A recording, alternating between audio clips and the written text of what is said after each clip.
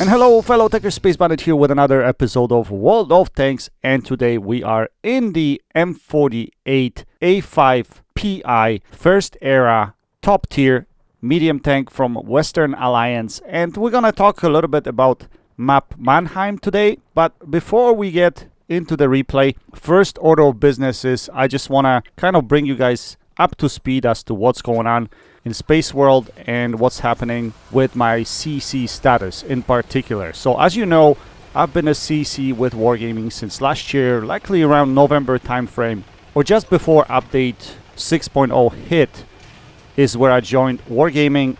And at that point I was playing the game a lot, and there was a lot of work between CCs and Wargaming with respect to where the game is going, what can we expect in the future. And with Vinto in reigns, I thought that the game might be heading in the right direction.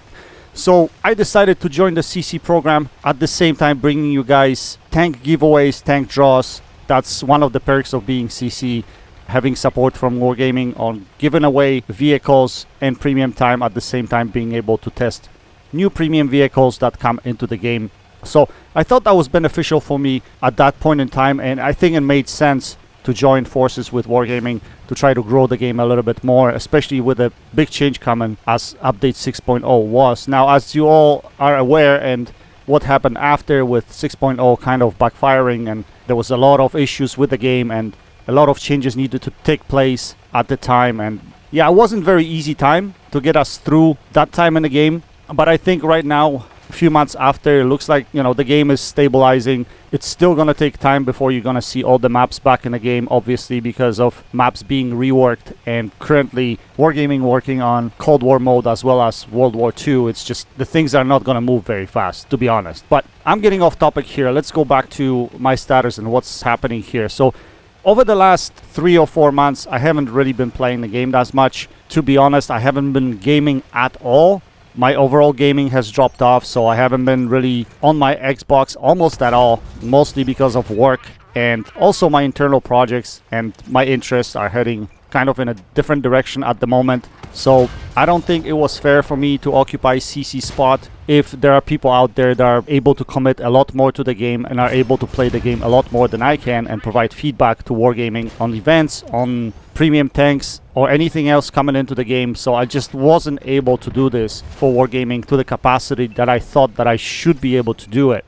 So I've messaged with Minto probably last week, and I basically explained my situation to him and told him that I just wasn't involved in the game as much as I wanted to in order to remain in a CC program, and for that reason I decided to step down. Now, it has nothing to do with where the game is going. It has nothing to do with friction. There's no friction between me and Wargaming, nothing like that. It was just a simple decision to part ways because of me not being able to commit time to the game. And when I became a CC and when I spoke with Minto last year, that was one of the things that I brought up, and I said that, you know, depending on the time and how much time I can actually put in into the program, it will decide whether I stay in a CC program or not. And unfortunately, the time has come to part ways, at least temporarily. And like I told Minto, I didn't take this decision very lightly. I thought about it for quite a while because it's kind of a big decision for me. I've been in a game for over 6 years now, and I have a lot of time invested in this game and invested in my YouTube channel at the same time. So it wasn't easy for me to say that I'm stepping down and that my involvement with the game is going to diminish to a certain degree. So yeah, it wasn't easy at all, but you know, there's beginning and end for everything, guys, and I find myself in a situation where after so many years, my interest in the game is not at the level where it should be.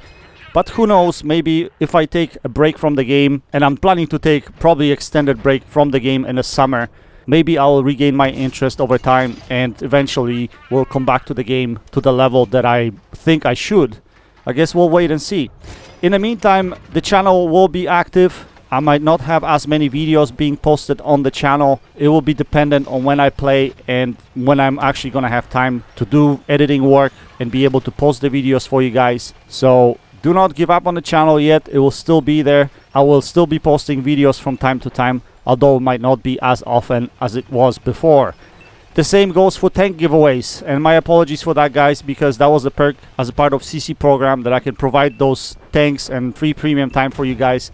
it's not going to be the case anymore. So I won't be able to provide you with any of the prizes that I did before, and I strongly apologize for that. But that's the way things go, and it's part of the game. With that said, I want to thank everyone, all of my subscribers that have been with me for a long time, especially those who have been with me since the beginning of days. I really appreciate your support, and this channel wouldn't be where it is right now if it wasn't for you guys. So I greatly appreciate that, and you were the ones that were encouraging me all the time to keep going, to provide the content. You were telling me that the content is good, that you appreciate the educational factor of the content, and the fact that I was talking about the strategies and different things that other YouTubers were not talking about. So from the bottom of my heart, I want to say thank you to all of you guys that stuck with me until today, and I'm hoping to provide you with more content in the future. Might not be as much as before, but I'll still be here.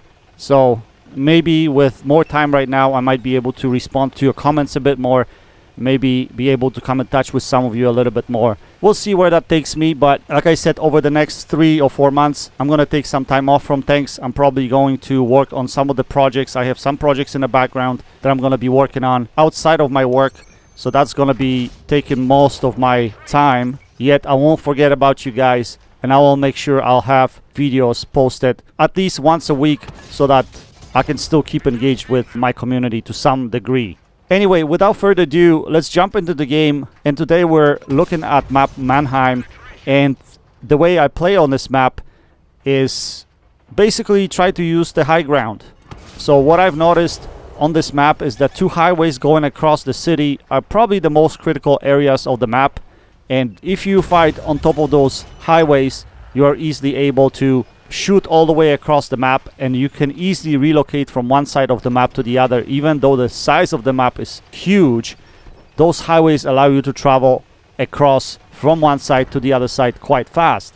Now, one thing that you have to be aware of is the fact that obviously if you're on the top of the highway, people will have tendency to shoot you because you're exposed. So you have to make sure that you scan the area pretty well, that you pay attention to the map, and make sure that there's absolutely nothing that can shoot you from. At least isolate one side of the map or 2 sides of the map so that no one can shoot you from those directions, and yet you'll be able to shoot pretty much anywhere all the way around. But the key factor here is you have to pay attention to the map. You gotta be, your eyes need to be plastered to the map probably 60% of time when you play on top. And trust me, you're gonna have successful games because you will have shots all over the place. Anyway, as you notice here, we're in the closing stages of the game. We pretty much cleaned up one side, and that's basically what I did. I took the North Highway to cut across the map to the other side here, and now we're gonna try to get to these final kills and get these guys out of the game. This is just mostly getting additional damage because the game is probably gonna be finished in a split second, as you notice here. I'm gonna put a shell into this guy, and we're gonna continue moving forward, unless, yeah, because he moved forward, so we're gonna continue moving forward. And now we're gonna climb up on the other highway right here so that we can have high ground and we'll be able to hit these guys. That's a very narrow shot that doesn't come off. Now those curbs on those highways, I don't understand why they're so tall, and as I mentioned earlier, not sure why Wargaming's done it like that, because if you want to come off the highway, you really can't, and I think it's to prevent tanks falling off those highways. Anyway, last guy here, we're going to put a shell into him to secure the win for the team. We finished the game with quite decent result. I mean, this tank is beautiful. Actually, Era 1 tank, M48 is fantastic tank. Strongly recommended, guys. It's a pretty decent credit maker.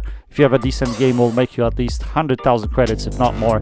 We put up a nice game, 5 kills, 5.6k damage, 1632 base XP, which would probably be a class 1 or something of that nature in World War II mode. Anyway, not a bad game at all. Anyway, guys, I hope you enjoyed this replay.